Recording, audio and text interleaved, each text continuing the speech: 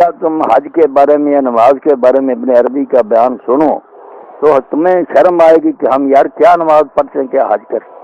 جو اس پر راز کھولے اللہ نے اسی کو لیے اس نے لکھی کتاب الفتوحات المکیہ کہ مکے میں رہتے ہوئے اللہ تعالیٰ نے میرے اوپر شریعت کے کس طرح راز کھولے۔ آپ ذرا وضو کا ہی سن لیں کہ ہم وضو کرتے رہتے ہیں، مگر شیخ کہتا ہے کہ جب تم منہ دھو تو سوچو کہ ایک دن آئے گا جب کچھ چہرے سیاہ ہو جائیں گے کچھ سفید ہو جائیں گے، دھوتے وقت خیال کرو اور کہو اللہ اس دن میرا چہرہ سفید رکھنا جس دن چہرے سیاہ بھی ہو جائے۔ جب دایاں ہاتھ دھو تو اس وقت سوچو کہ نامہ مال لوگوں کو دیے جائیں گے، خوش قسمتوں کو دائیں ہاتھ میں آیا گا، بد قسمتوں کو بائیں۔ اس کو دو تو سوچو کہ اللہ مجھے بھی دائیں ہاتھ میں پکڑانا۔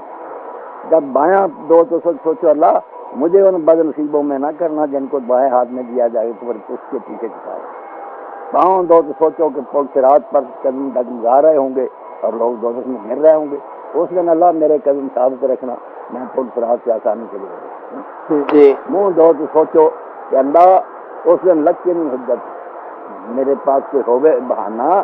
میں جان چھڑا سکوں، ایسے جرم کر کے نہ جاؤں کہ پھر مجھے بولنے کی بھی اجازت نہ ملے۔